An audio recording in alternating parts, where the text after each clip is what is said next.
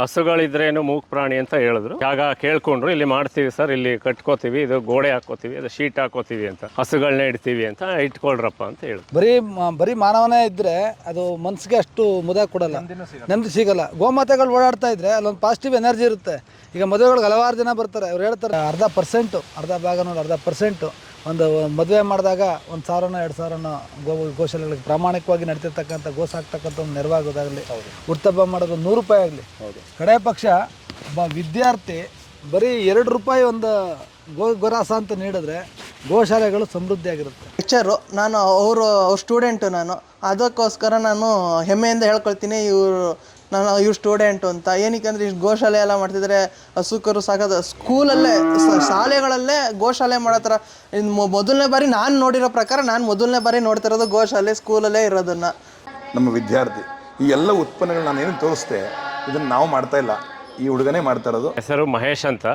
ನಾವು ಮಂಜುನಾಥ ಸಮುದಾಯ ಭವನ ಮಾಲೀಕರಾದ ಆರ್ ಕೃಷ್ಣನವರ ಹತ್ತಿರದ ಸಂಬಂಧಿ. ಇಲ್ಲಿ ಗೋಶಾಲೆ ನಿರ್ಮಾಣ ಮಾಡೋದಕ್ಕೆ ಇವರಿಗೆ ಆಸ್ಪದ ಕೊಟ್ಟಿದ್ದಾರೆ ನಮ್ಮ ದೊಡ್ಡಪ್ಪ ಮಾಲೀಕರಾದ ಕೃಷ್ಣನವರು.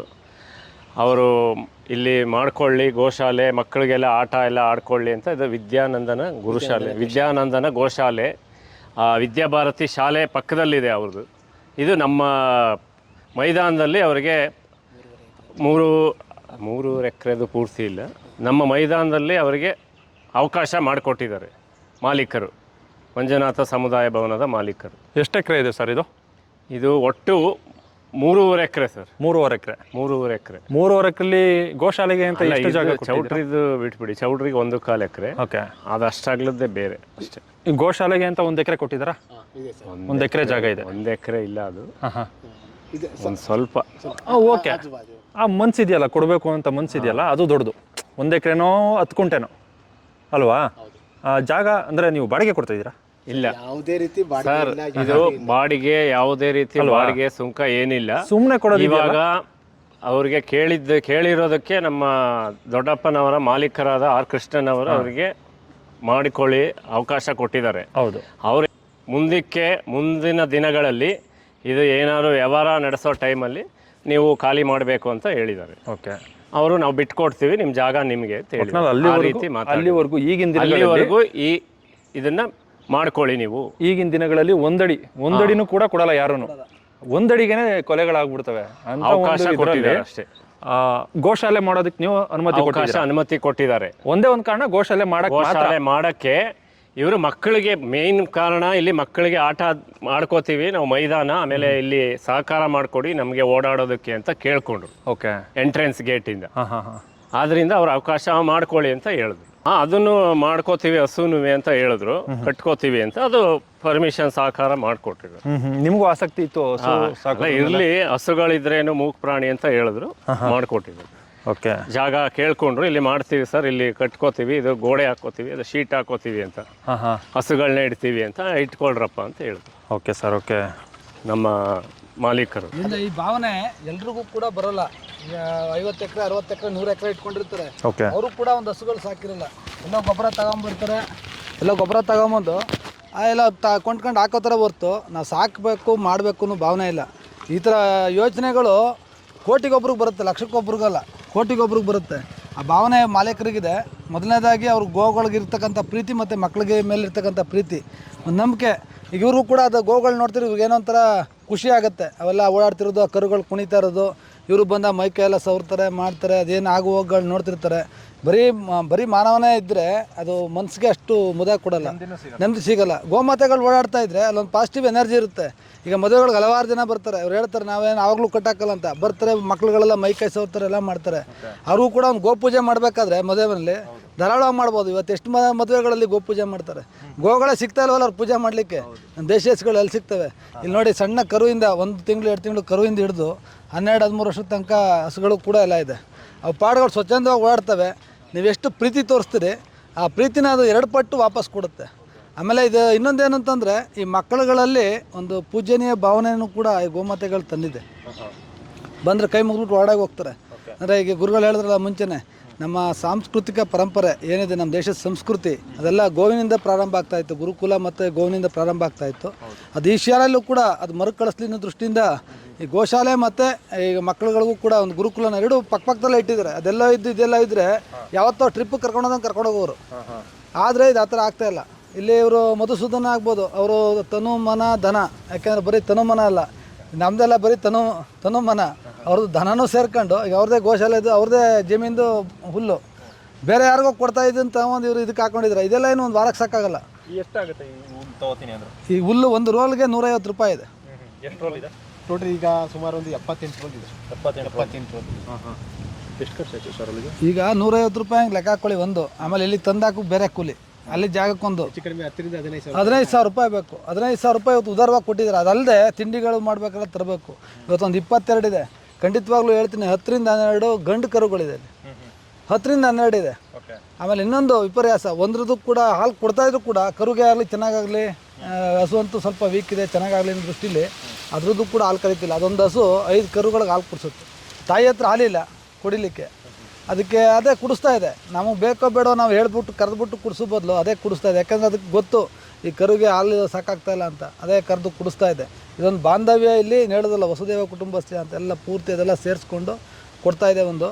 ಆಮೇಲೆ ಇಲ್ಲಿ ಇನ್ನೊಂದು ವಿಪರ್ಯಾಸ ಏನು ಅಂತಂದರೆ, ಜನಕ್ಕೆ ಸೇವೆ ಮಾಡ್ತಕ್ಕಂಥ ಭಾವನೆ ಸುಮಾರು ಜನದ ಹತ್ರ ಇದೆ. ಎಲ್ಲಿಗೆ ಹೋಗಿ ಸೇವೆ ಮಾಡಬೇಕು ಅನ್ನೋದು ಗೊತ್ತಿಲ್ಲ. ಇಲ್ಲಿ ಯಾವುದೇ ಕೂಡ ಹಣಕಾಸನ್ನ ಯಾರೂ ತಗೋತಾ ಇಲ್ಲ.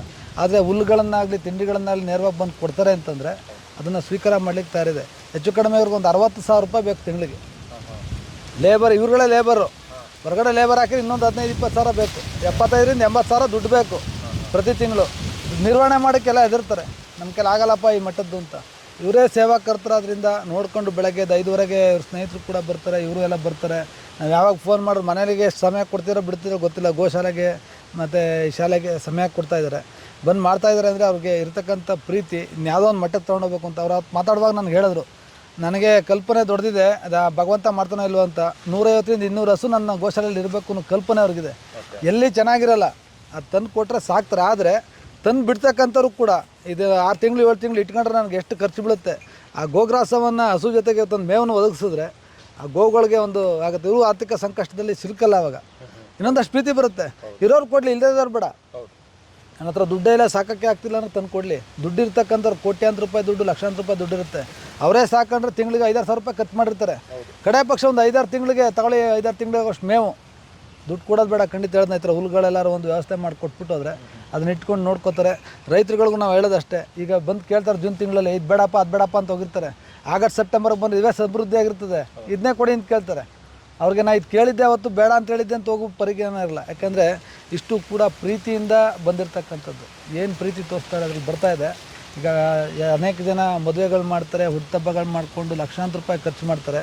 ಅದರಲ್ಲಿ ಕಡೆ ಪಕ್ಷ ನಮಗೆ ಅದರಲ್ಲಿ ಒಂದು ಅರ್ಧ ಭಾಗ, ಈಗ 10% ಅರ್ಧ ಭಾಗ ನೋಡಿ 10% ಒಂದು ಮದುವೆ ಮಾಡಿದಾಗ 1,000ನೋ 2,000ನೋ ಗೋಶಾಲೆಗಳಿಗೆ ಪ್ರಾಮಾಣಿಕವಾಗಿ ನಡೀತಿರ್ತಕ್ಕಂಥ ಸಾಕ್ತಕ್ಕಂಥ ಒಂದು ನೆರವಾಗೋದಾಗಲಿ, ಹುಟ್ಟುಹಬ್ಬ ಮಾಡೋದು 100 ರೂಪಾಯಿ ಆಗಲಿ. ಕಡೆ ಪಕ್ಷ ಒಬ್ಬ ವಿದ್ಯಾರ್ಥಿ ಬರೀ 2 ರೂಪಾಯಿ ಒಂದು ಗೊರಾಸ ಅಂತ ನೀಡಿದ್ರೆ ಗೋಶಾಲೆಗಳು ಸಮೃದ್ಧಿಯಾಗಿರುತ್ತೆ. ಹಾಂ ಸರ್. ಬೇರೆ ಅನೇಕ ಗೋಶಾಲೆಗಳು ನೋಡಿದ್ವಿ. ಕೆಲವು ಗೋಶಾಲೆಯಲ್ಲಿ, ಗೋಶಾಲೆ ಅಂತಂದರೆ ಅದು ಕೊನೆ ಅಸ್ತ್ರ.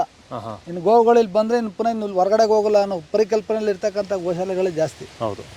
ಆದರೆ ಇಲ್ಲಿ ಬಂದರೆ ಇದನ್ನು ರೆಡಿ ಮಾಡಿ ರೈತನಿಗೆ ಪ್ರಾಮಾಣಿಕವಾಗಿ ಕೊಡುವಂಥ ಕೆಲಸ ಮಾಡಿದೆ. ಸುಮಾರು ಗೋವುಗಳನ್ನು ಕೂಡ ತಂದು ಇವರು ಅದನ್ನು ರೆಡಿ ಮಾಡಿ ಕೊಟ್ಟಿದ್ದಾರೆ. ರೈತ ಕೂಡ ಪ್ರಾಮಾಣಿಕನಾಗಿರ್ಬೇಕು, ಇರಬೇಕು. ಹೌದು, ಇವ್ರ ಕಣ್ಣಿಗೆ ಕಾಣಬೇಕು, ಅವ್ರಿಗೆ ಗೊತ್ತಿರಬೇಕು, ಪೂರ್ವಾಪರ ಗೊತ್ತಿರಬೇಕು. ಅವ್ರಿಗೆ ಗೊತ್ತಿರ್ತಕ್ಕಂಥ ಗೋಶಾಲೆಗಳಿಗೆ ರೈತನಿಗೆ ತಗೊಂಡೋಗಿ ಕೊಟ್ಟಿದ್ದಾರೆ. ಯಾಕಂದರೆ ಪ್ರಾರಂಭದಲ್ಲಿ ಒಂದು ತಗೋತಿರಲಿಲ್ಲ, ಅದನ್ನ ಇಟ್ಕೊಳ್ಳಪ್ಪ ಸಾಕಪ್ಪ ಅಂದರೆ ಖಂಡಿತ ಅವ್ನು ತಗೋತಿರಲಿಲ್ಲ.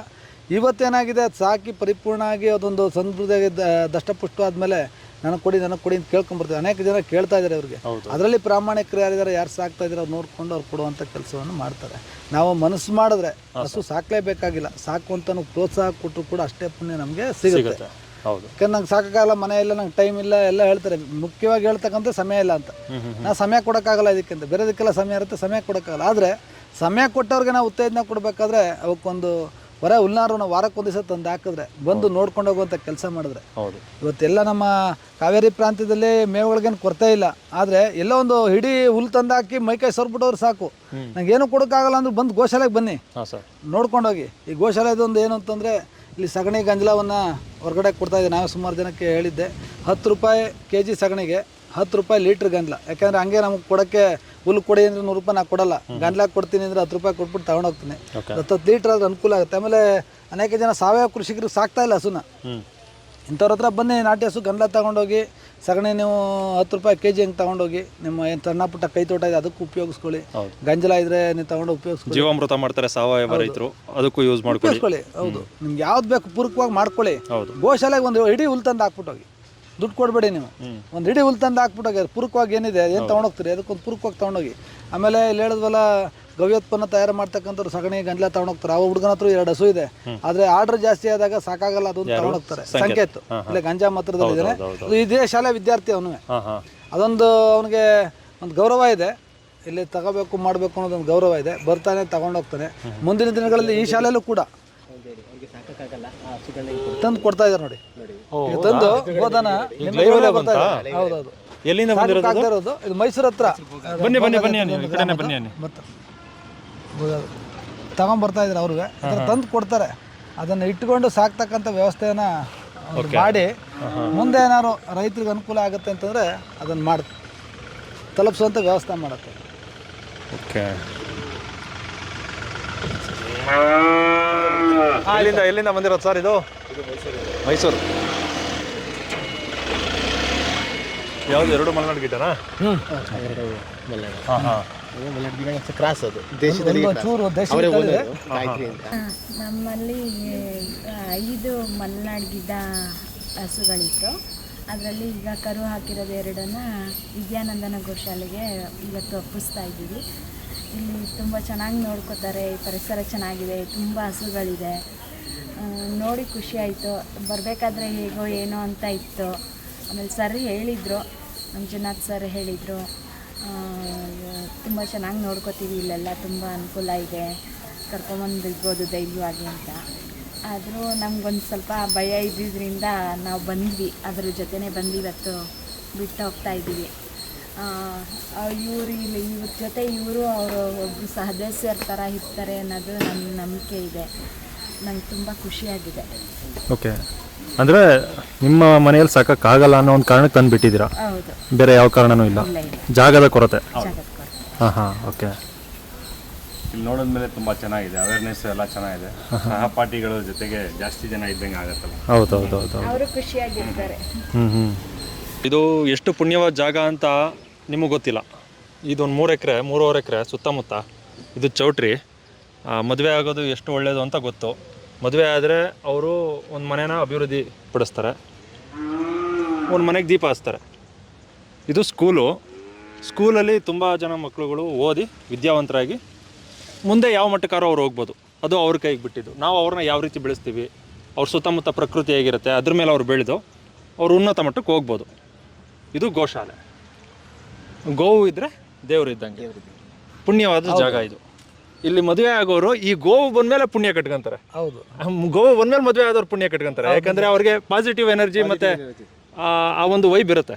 ಈ ಪುಣ್ಯಕ್ಷೇತ್ರ ಈ ಜಾಗಕ್ಕೆ ಬಂದರೆ ಅದೊಂದು ಪಾಸಿಟಿವ್ ಎನರ್ಜಿ. ಅದೇ ಈಗ 3 ಸೇರಿ ಪುಣ್ಯಕ್ಷೇತ್ರ ಆಗೋದು, ಇದು ಸೇರಿದ್ಮೇಲೆ ಪುಣ್ಯಕ್ಷೇತ್ರ ಆಯ್ತು, ಸಂಗಮ ಆಯ್ತು, ತ್ರಿವೇಣಿ ಸಂಗಮ ಥರ ಪುಣ್ಯಭೂಮಿ ಆಯ್ತು. ಹಸು ಬಂದಮೇಲೆ ಇದು ಈ ರೀತಿ ಗುರುತಿಸ್ಕೊಳಕ್ಕೆ ಸ್ಟಾರ್ಟ್ ಆಯಿತು. ಹಂಗಾಗಿ ಆ ಒಂದು ಪಾಸಿಟಿವ್ ಎನರ್ಜಿ ಅದು ಇವ್ರಿಗೂ ಬರುತ್ತೆ, ಯಾಕಂದರೆ ಜಾಗ ಕೊಟ್ಟವ್ರಿಗೆ ಇರುತ್ತೆ. ಅದೊಂದು ಇಲ್ಲಿ ಗೋಮಯ ದೀಪಗಳಾಗ್ಬೋದು, ಗೋನ ಇಲ್ಲ ಅಂತ ಮಾಡ್ತೀವಲ್ಲ ಅದಾಗ್ಬೋದು. ಈಗ ಗಣಪತಿ ಹಬ್ಬಕ್ಕೆ ಗಣಪತಿಗಳು ಎಲ್ಲ ತಯಾರಾಗ್ತಾ ಇದೆ. ಯಾಕಂದರೆ ಇಲ್ಲಿ ಸಗಣಿ ಇಲ್ಲಿಂದ ತಯಾರಾಗ್ತಾ ಇದೆ.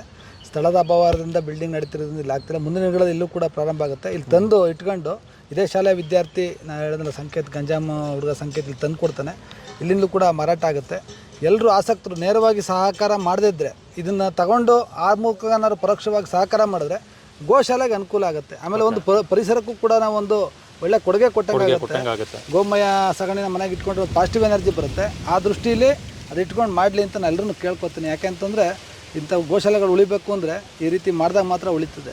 ನೀವು ಯಾಕೆಂದರೆ ನಾವು ಎಷ್ಟೇ ಸೇವೆ ಮಾಡಿದ್ರು ಆರ್ಥಿಕವಾಗಿ ನಾವು ಸದೃಢರಾಗದೆ ಹೋದರೆ ನಮಗೂ ಕೂಡ ಅದು ಆಗಲ್ಲ. ಮುಂದೆ ನಾವೇನು ಮಾಡ್ತೀವಿ ಅಂತ ನಮಗೂ ಕೂಡ ಗೊತ್ತಾಗಲ್ಲ.